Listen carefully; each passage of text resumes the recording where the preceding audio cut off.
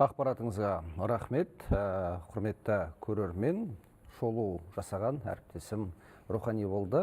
Одан әрі жалғастырайық. Енді осы авиация саласында тағы мендей жаңалық бар. Жалпы бізде мамандар жеткілікті ме? Енді бұл мәселелерді біз сарапшымен қазір талқылайтын боламыз. Тікелей байланысқа Азаматтық авиация академиясы, авиациялық техника және технологиялар кафедрасының меңгерушісі Алмас Битеновті қоссақ байланысқа, сол кісіден сұрап білейік. Қайырлы кеш, қалай естіп тұрсыз, Алмас мырза? Қайырлы кеш, жақсы.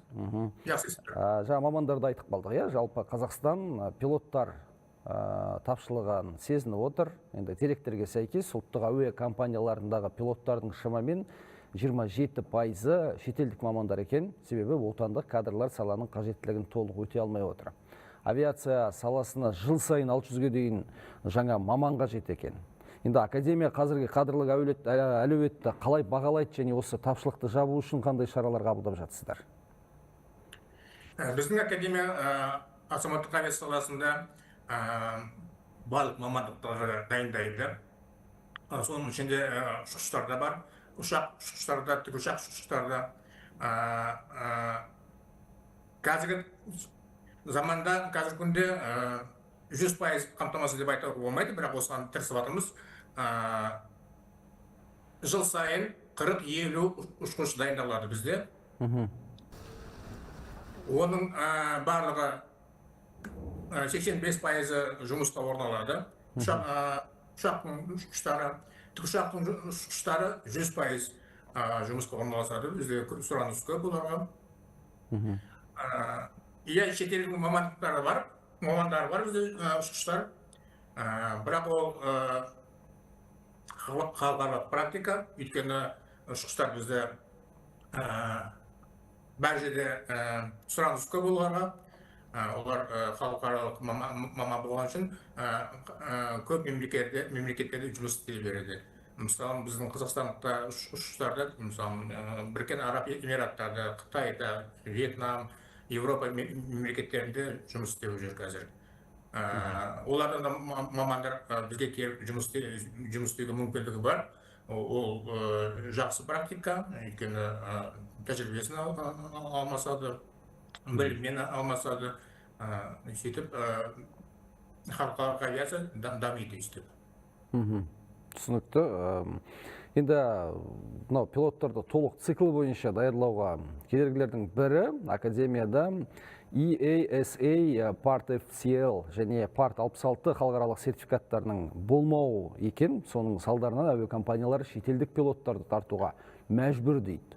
Осыған қатысты не айтасыз? Жалпы осы сертификаттарды алу үшін академия қандай қадамдар жасап жатыр? Бұл түлектер үшін қандай артықшылықтар береді деп айтуға болады? Енді Қазақстанда халықаралық стандарттар енгізілген. ИКАО болсын, ИАЗа деген Европаның стандарттары ғой, ИАЗа деген. Оларға енгізілген біздің заңнамаға. Сондай-ақ ол талаптар біздің оқу бағдарламамызға енгізген толықтай. Де-факто біздің оқу бағдарламамыз оған сәйкес келеді. Біздің оқу бағдарламамыз қосымша профессиональный практиканы дайындау өтеді біздің ұшқыштарда, инженерлер мысалы. Сонда тек қана диплом емес, халықаралық сертификатты алуға мүмкіндігі бар біздің студенттерге. ИАЗа Part FCL және Part 66-147 сертификаттарға келсек, ол Европалық талаптар. Бізде оған сол деңгейге жетуге жоспарымыз бар. ИАЗаға біз инженер дайындайтын сертификат Part 66-147 арыз жерген боламыз. Биылға қазір комиссияны күтіп жатырмыз ИАЗадан. Ал пилоттар дайындайтын Part FCL стандарт болса, оны біз арызды биыл жіберуге жоспарлап отырмыз. Енді жақын арада 10-та сертификат алуға жоспарларымыз бар. Енді оны тағы бір жерін айтып келу керек. Ол сертификаттар бір жағынан біздің оқытудың сапасын жоғарыта көтереді. бір жағынан оқу білім беру рыногында ол экспорт біздің қызметтерімізді экспорттауға мүмкіндік береді. Мысалы, біз ол сертификаттармен біз шетелдің студенттерін шақыруға мүмкіндігіміз. Түсінікті. Рахмет, Алмас мырза. Енді сіздерге түсетін мектеп түлектердің қатары артсын деп тілеймін. Ол үшін әрине мектептерді аралап біршама жұмыстар жүргізу қажет шығар деп ойлаймын. Енді бұл менің жеке пікірім.